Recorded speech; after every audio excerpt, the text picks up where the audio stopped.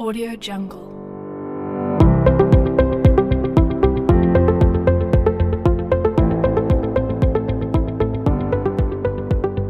Audio Jungle.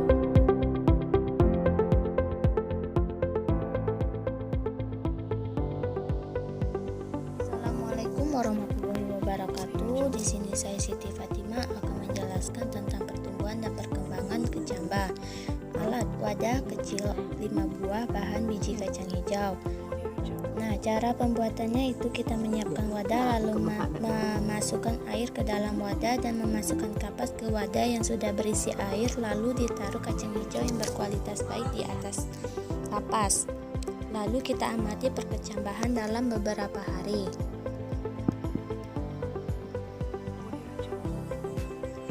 Dalam percobaan ini kami bertujuan untuk membuktikan bahwa media sangat berpengaruh terhadap pertumbuhan tanaman kacang hijau.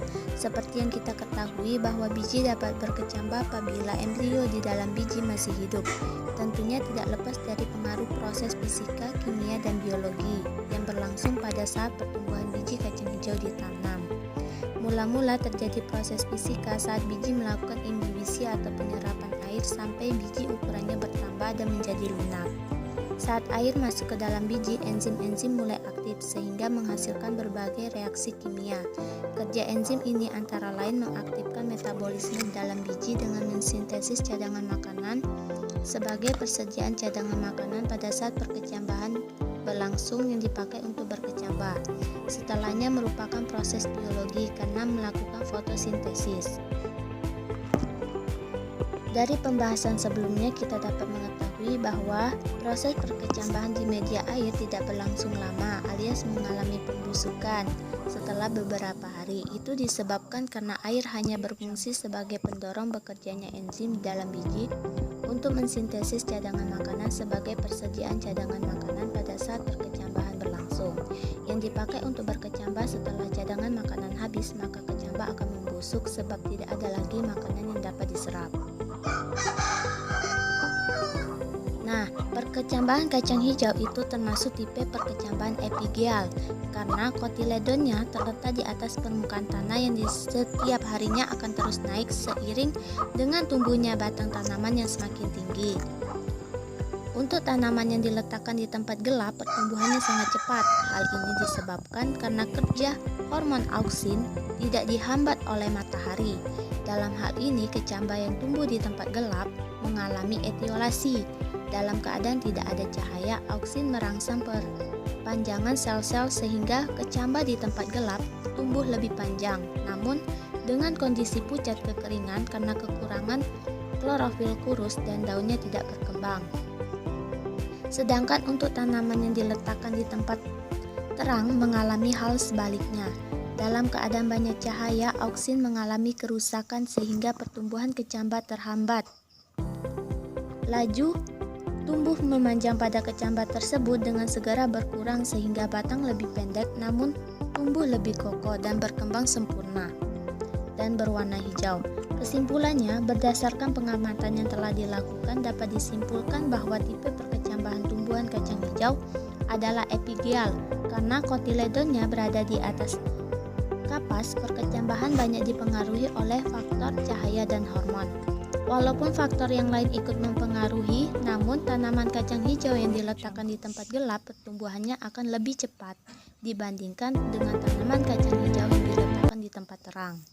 Tetapi tanaman kacang hijau Baik, di sini saya Iin Sapitri akan melanjutkan proses percobaan kami. Di sini saya mendapatkan bagian percobaan transpirasi pada tanaman bunga asoka. Transpirasi ialah merupakan suatu proses uap air dibawa oleh tanaman dari akar melalui pori-pori daun, kemudian berubah menjadi uap, lalu dilepaskan ke atmosfer. Pada dasarnya, transpirasi merupakan proses pergerakan air pada tanaman, kemudian menguap. Proses penguapannya terjadi pada bagian daun, batang, ataupun bunga. Proses percobaan transpirasi pada bunga asoka. Pertama, alat dan bahannya. Bahan, 3 buah spesies tumbuhan asoka dan aquades.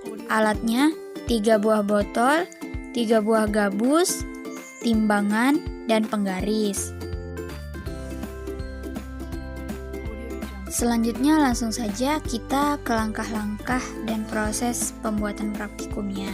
Selanjutnya, isi masing-masing botol dengan air setengah botol.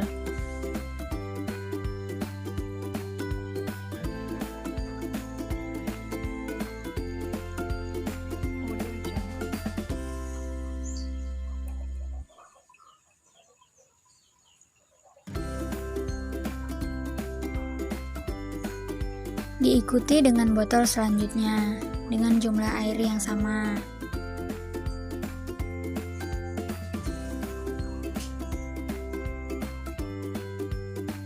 Selanjutnya kita masukkan bunga ke dalam botol tadi yang sudah diisi air. Selanjutnya kita tutup botol dengan menggunakan gabus tadi. Dan selanjutnya, letakkan sebagian di tempat terang dan letakkan sebagiannya di tempat gelap. Selanjutnya, timbang botol setelah diberi air sebagai data awal. Kemudian, botol-botol tersebut ditimbang setiap 1 jam, kemudian dicatat dan dilihat perubahannya di dalam tabel. Hitung kadar cepat transpirasi yang dilakukan oleh tanaman tadi pada 2 kondisi yang berbeda selama 1 hari percobaan, kurang lebih 12 jam percobaan untuk tempat terang dan 12 jam percobaan untuk tempat gelap. Percobaan yang telah dilakukan dapat disimpulkan bahwa laju transpirasi di tempat terang lebih cepat daripada di tempat gelap karena pengaruh suhu udara dan kelembaban. Sedangkan berat tidak konsisten karena pada tempat terang air dapat bertambah karena beberapa faktor dari luar lainnya. Terima kasih. Wassalamualaikum warahmatullahi wabarakatuh.